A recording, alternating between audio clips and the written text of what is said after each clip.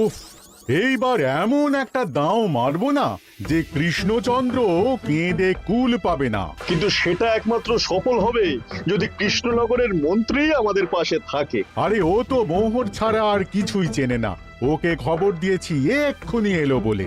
রাজামশাই, কৃষ্ণনগরের মন্ত্রী এসেছেন। ওকে ভেতরে পাঠিয়ে দাও। প্রণাম খাম্বাজরাজ। এ কি রানীমা, আপনি? আমি তোমাদের কৃষ্ণনগরের রানীমা নই, আমার নাম ললনা। আমি হরেক রকমের গলায় কথা বলতে পারি। এটা আমার আসল গলা। ওরে বাবা রে বাবা রে বাবা, আপনি তো প্রতিভার জলজ্যান্ত রূপ। একে আপনি কোথা থেকে পেলেন খাম্বাজরাজ? বেশ কিছুদিন আগে একটা যাত্রা দেখতে গিয়ে ললনার সাথে পরিচয় হয়। ওর ব্যাপারে সবকিছু জানার পরে আমার মাথায় একটা বুদ্ধি খেলে যায়। তাই আপনি আমাকে ডেকে পাঠিয়েছেন, তাই তো? একদম তাই। আমার একটা পরিকল্পনা আছে। ছলে বলে কৌশলে ওই কৃষ্ণনগরের আসল রানীকে কিছুদিনের জন্য বাইরে পাঠাতে হবে, আর সেই সুযোগে সেসব দায়িত্ব আমার ওপরে ছেড়ে দিন। আমি নিজের দায়িত্ব নিয়ে ললনাকে কৃষ্ণনগরের রানীর সমস্ত আদব কায়দা শিখিয়ে দিয়েছি। এখন শুধু আমি বাকি ব্যাপার নিয়ন্ত্রণ করব। এখন মহারাজ বাৎসরিক হিসেব নিয়ে ব্যস্ত, তাই রানীমা চলে যাবেন আর তার বদলে ঢুকবে ললনা দেবী। তাহলে আর দেরি কেন? আজ রাতেই বেরিয়ে পড়ো। আর যদি আমার পরিকল্পনা অনুযায়ী এগোতে পারো তাহলে কিছুদিন পরে তুমি হয়ে উঠবে কৃষ্ণনগরের রাজা। আমার কত দিনের আশা। চলুন তাহলে। হ্যাঁ চলুন, রাজবাড়ির বাকি ব্যাপার যেতে যেতে বুঝিয়ে দেব। রানীমা কিভাবে কথা বলেন, কাকে কি বলে ডাকেন, রাজবাড়ির কোথায় কি আছে সব।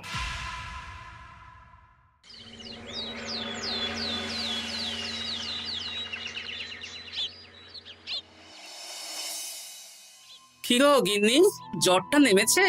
এই জ্বরটা কমেছে, কিন্তু শরীরটা খুব দুর্বল গো। তুমি পারলে ভাতটা রান্না করে রাজবাড়ি যাও। আমি বেলার দিকে এই কিছু একটা তরকারি করব। না না গিন্নি, তোমাকে এই শরীরে রান্না করতে হবে না। আমি তরকারির সবজি কুটে রাখছি। হ্যাঁ, ওই পুটির মাকে বলে রাখবো, ও এসে রান্না করে দেবে। তাহলে তো ভালোই হয়। জ্বরে একেবারে শরীরটা দুর্বল করে দিয়েছে গো। হ্যাঁ, তুমি বিশ্রাম নাও গিন্নি, আমি রান্নাঘরে যাই।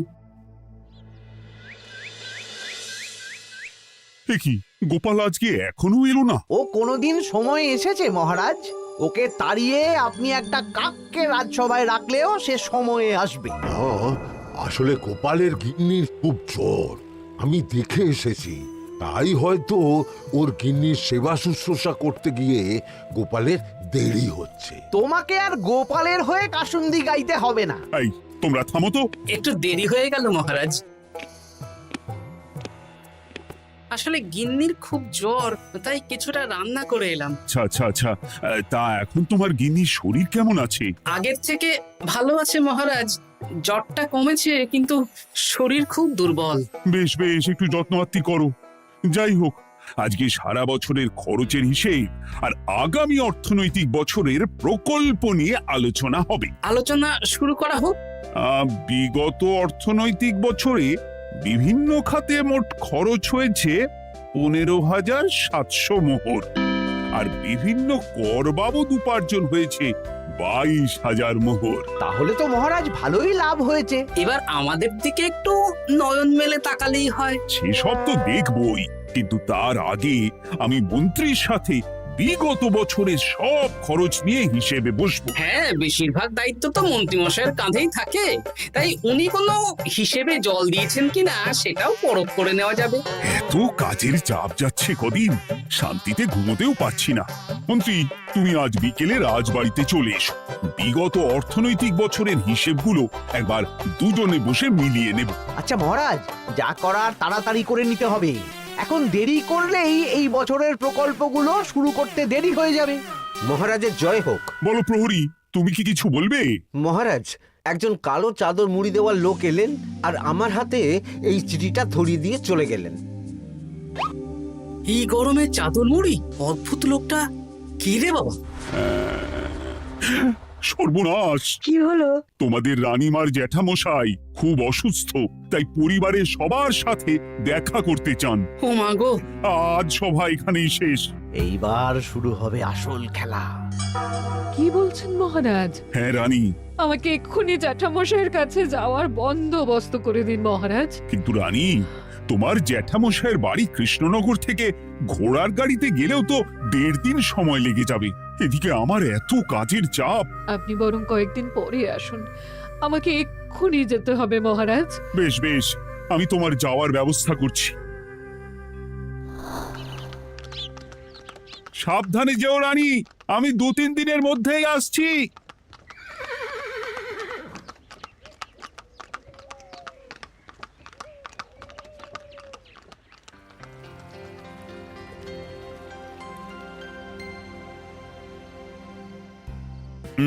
মন্ত্রী, বিগত অর্থনৈতিক বছরে আমাদের পাঠশালার উন্নতির জন্য কত খরচ করা হয়েছিল একটু দেখো তো। সব মিলিয়ে মোট 150 মোহর মহারাজ। কিন্তু আমার এখানে তো 170 মোহর দেখাচ্ছে। 170 মোহর? তা কি করে হয়? একই রানীমা, আপনি ঘোড়ার গাড়ি করে গেলেন আর হেঁটে চলে এলেন। সে আমার ব্যক্তিগত ব্যাপার, তুমি তোমার কাজ করো।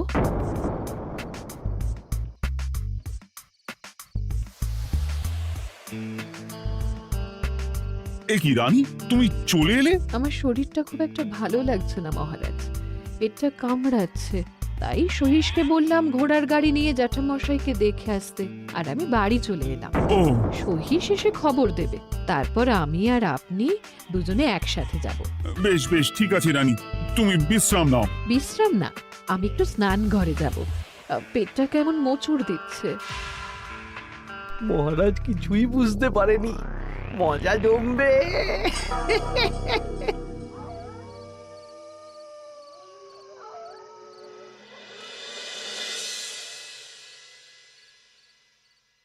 এ কি রানী, তুমি তোমার সব গয়না গাটি বের করছো কেন? আমার আর এই পুরনো নকশার গয়না পছন্দ নয় মহারাজ, ভাবছি কালকে সকালবেলা এই গয়নাগুলো শ্যাকরাকে দিয়ে শহুরে নকশায় নতুন গয়না বানাবো। কিন্তু এগুলো তো তোমার সবই পছন্দের গয়না। কিন্তু মহারাজ আমি ভেবে দেখলাম এই গয়নাগুলো সবই বড্ড ভারী গয়না, আমি শহুরে আধুনিক নকশার হালকা গয়না পরবো।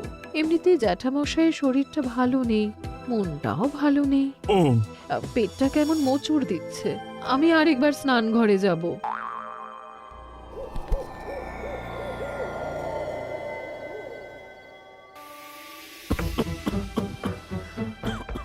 ওই তো মন্ত্রী মশাই এসেছে।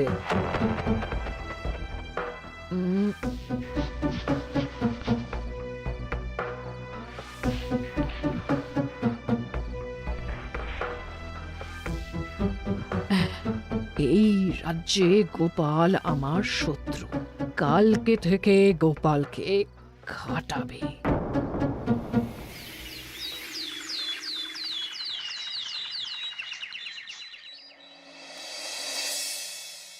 হায় হায় হায়, কি হলো রানী, কি হলো? গতকাল রাতে আমার সমস্ত গয়না চুরি হয়ে গেছে। হ্যাঁ? বলো কি? প্রহরী, বলুন মহারাজ। গতকাল রাতে রানীর সব গয়না চুরি হয়ে গেছে।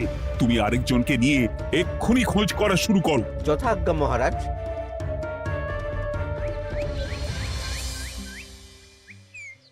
আমার সব গয়না চুরি হয়ে গেল, এবার আমি কি করব? রানী তুমি কেঁদো না, সেই সকাল থেকে কেঁদেই চলেছো।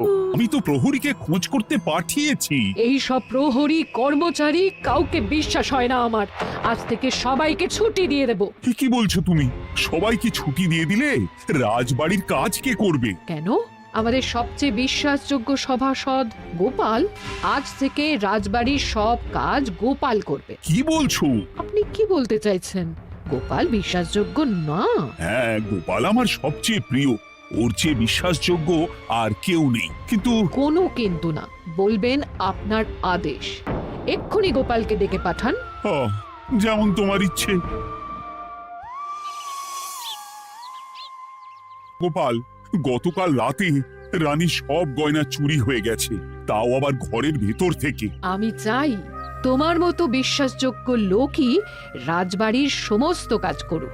মানেটা ঠিক বুঝতে পারলাম না রানীমা। মানে আমি রাজবাড়ির বেশিরভাগ কর্মচারীকে ছুটি দিয়ে দিচ্ছি, তার বদলে রাজবাড়ির কাজ করবে তুমি। কিন্তু কোনো কিন্তু না। রাজসভার ভাড়ামো অনেক হয়েছে, এবার থেকে তোমার কাজ বাসন মাজা, ঘর মোছা, কাপড় কাচা, পুরো রাজবাড়ি ঝাঁট দিয়ে পরিষ্কার করা। এই সেরেছে। যাও, রান্নাঘর থেকে বাসন নিয়ে পুকুর পাড়ে গিয়ে বাসন মাজবে। এ কি গোপাল, রাজসভা থেকে সোজা পুকুর পাড়ে? কি হয়েছে নাকি? খুব হাসি পাচ্ছে না? হাসি তো পাবেই, নতুন রানীমা আসার পরে তোমার এই হাল করে ছেড়ে দিল। নতুন রানীমা? না, আসলে ঘটা বলতে চাইছে রানীমা তোমাকে নতুন চাকরি দিয়ে এই হাল করলো। যা হয়েছে ভালো হয়েছে, আমার পেছনে না লেগে নিজের কাজ করুন, যান। কোথায় কি বলতে হয় জানিস না নাকি? অভ্যেস নেই তো, তাই মুখ ফসকে বেরিয়ে গেছে।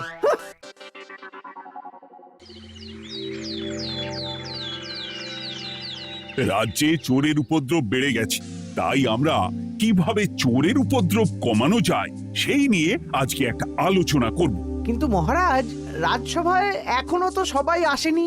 এই তো এসে গেছি। ওই রাজবাড়ির জামা কাপড় কাচ্ছিলাম।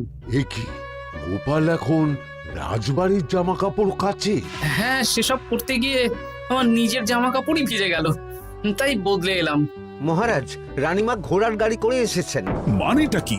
রানী তো রাজবাড়িতেই আছে। হে কি মহারাজ, আমি প্রহরীদের কাছে শুনলাম আমার মতন দেখতে কেউ রাজবাড়িতে উড়ে এসে জুড়ে বসেছে। মানে তুমি তো আগেই চলে এলে। কি কাণ্ড! এই কে? শুনলাম আমার মতন দেখতে কেউ এসেছে। ও আচ্ছা, আপনি। তা কি চাই আপনার? বোঝো কাণ্ড, একরকম দেখতে একরকম গলা, এ বলে আমি আসল, ও বলে আমি। হয় হয় হয়, আসল নকল বোঝাই দায়। একটা নয়, দুটো রানী। আমার জ্যাঠামশাই একদম সুস্থ। এই মহিলা নিশ্চয়ই ভুয়ো চিঠি দিয়ে নিজের রাজবাড়িতে ঢোকার সুযোগ খুঁজছিল। একদম বাজে কথা বলবেন না। আপনি কে সত্যি করে বলুন। সমস্যা সমস্যা, ঘোর সমস্যা। আমার কোনো পাণ্ডিত্য দিয়ে বুঝতে পারছি না কে আসল আর কে নকল। আমি আসল, বিশ্বাস করুন। আমি তো এই মাত্র এলাম। না, আপনি নকল, আমি আসল। কিভাবে বুঝবো? আমি বলবো মহারাজ, এই যে এই রানী আসল। হ্যাঁ, কিন্তু মন্ত্রীমশাই, আপনি কি করে বুঝলেন? না মানে এই রানীমা তোমার উপরে এত ভরসা করে রাজবাড়ির কাজ করাচ্ছেন, কাউকে বিশ্বাস করেননি, একমাত্র তোমাকে বিশ্বাস করেছেন। এত ভালোবাসা, এত বিশ্বাস কার থাকতে পারে বলো? মানে গোপাল, তুমি রাজবাড়ির কি কাজ করছো? বাসন মাজা, ঘর মোছা, বাগান পরিষ্কার, অনেক কাজ করছি রানীমা। আপনার সব গয়না চুরি হয়ে গেল, তাই কাউকে বিশ্বাস করা যাবে না বলে ওই রানীমা আমাকে কাজে রাখলেন। এই ওই বন্ধ করে একটা উপায় বের করো। বেশ বেশ, আমি ধরে নিচ্ছি দুজনেই আসল। তাই আপনাদের দুজনকে আমি পরীক্ষা নেব, দেখব কে উত্তীর্ণ হন। তাই নাও। আপনারা দুজনেই তো সেনাপতিকে চেনেন, বলুন তো সেনাপতির আসল নাম কি? সনাতন সেন। আচ্ছা, আপনাদের বাপের বাড়ি কোথায়? বিজয়গড়। দূর দূর, গড়গড় করে সবই বলে দিচ্ছে। এভাবে হবে না, অন্য কোনো উপায় ভাবো। বেশ, সেনাপতি তলোয়ার দাও তো। দিচ্ছি। এই নিন, এই তলোয়ার দিয়ে মহারাজকে মেরে ফেলুন। আপনাদের মধ্যে কে মারতে চান বলুন। এসব তুমি কি বলছো গোপাল? মহারাজ আমার পতি পরমেশ্বর, ওনাকে আমি মারতে পারি? আমি স্বপ্নেও ভাবতে পারিনি গোপাল তুমি এই জঘন্য কাজ আমাকে করতে বলবে।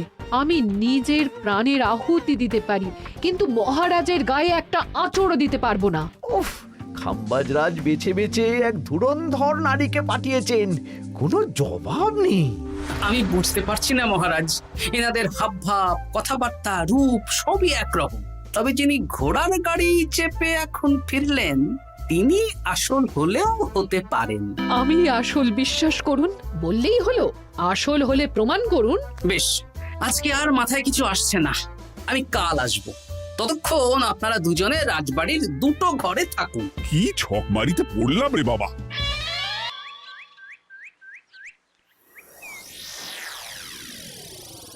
ললনা একদম তৈরি হয়ে এসেছে। দারুণ মজা হচ্ছে বলুন। এবার শুধু একবার আসল রানীকে সরিয়ে ললনা যদি রানী হয়ে যায়, তাহলে রানীর গয়নার মতন সব আমার হাতে চলে আসবে। তারপর কি হবে? তারপর ধীরে ধীরে মহারাজকেও কায়দা করে সরিয়ে দেব, আর খাম্বাজ রাজ আর আমি এই দুজনে মিলে এই রাজ্য চালাবো। কি বুদ্ধি আপনার মাথায়।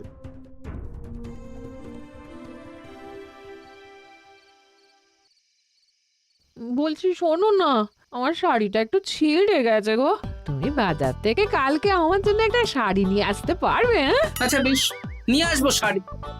শাড়ি শাড়ি শাড়ি, এই তো মাথায় বুদ্ধি এসেছে।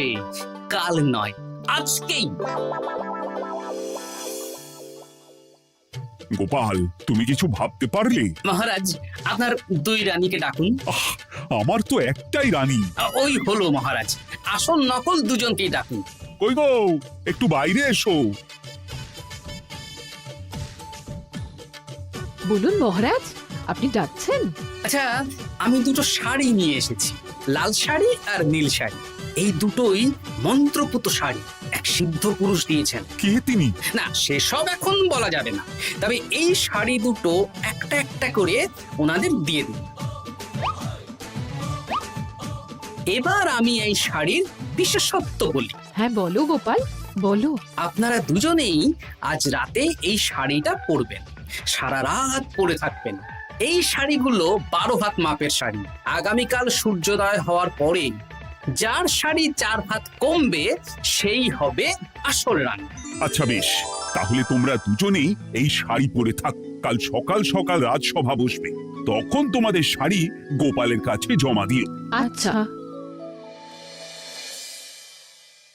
আমি যে নকল সেটা বুঝতে দেওয়া যাবে না। কি করে এই শাড়িটা 4 হাত কেটে ফেলে ওই তো ফল কাটার ছড়ি কেটে ফেলো। কালকে আবার মজা হবে।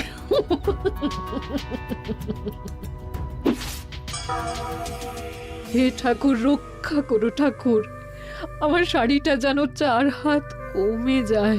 ঠাকুর রক্ষা করো।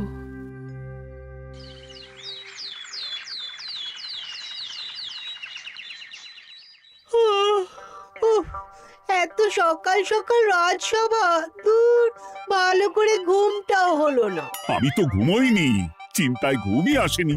কই গো, তোমরা এসো। এই নিন আমার শাড়ি, এবার মেপে দেখুন, এটা 4 হাত কমে গেছে। এই দেখুন মহারাজ, বিশ্বাস করুন আমি আসল, কিন্তু এই শাড়িটা সারা রাত পরে থাকা সত্ত্বেও 4 হাত তো দূর, 4 আঙুলও কমেনি। লাল শাড়িটাই ছোট মনে হচ্ছে। তাহলে তুমি আসল? উফ, বাবা, বাঁচা গেল। আয়, কে আছো? এই নকল রানীকে কারাগারে বন্দি করো। দাঁড়ান মহারাজ, বন্দি করতে হলে যার শাড়ি 4 হাত কমে গেছে তাকে বন্দি করুন। কেন? আমার শাড়ি তো 4 হাত কমে গেছে। শর্ত অনুযায়ী যে আসল তার শাড়ি তো 4 হাত কমবে না, আপনি ধরা পড়ে গেছেন নতুন রানীমা। এগুলো কোনো মন্ত্রপুত শাড়ি নয়, এগুলো আমার পরিকল্পনার প্যাচ। আপনি নিশ্চয়ই নিজেকে আসল প্রমাণ করার জন্য শাড়িটা কেটেছেন। না মানে, না না না, তাহলে কমলো কি করে? না মানে হয়ে গেল। সত্যি গোপাল, তোমার বুদ্ধির জবাব নেই। গোপাল, তুমি আমাকে বাঁচালে। এই যে নতুন রানীমা, চুপ করে কেন? ওকে আমি কারাগারে গিয়ে বেত মারছি, তাহলেই সব বলবে। বল, কে তুই বল?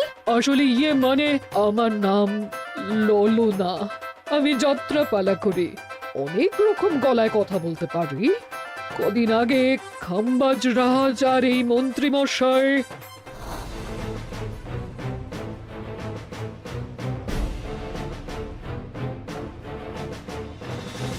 বাহ বাহ বাহ বাহ বাহ, এ তো দেখছি ললনার ছলনা। তার মানে রানীমার গয়না? ওগুলো তো সব মন্ত্রীকে দিয়েছি, জানলা দিয়ে কাপড়ে পেঁচিয়ে নামিয়ে দিয়েছি। মন্ত্রী, তোমাকে আমি শুলে চড়াবো। ভুল হয়ে গেছে মহারাজ, আমাকে ক্ষমা করুন।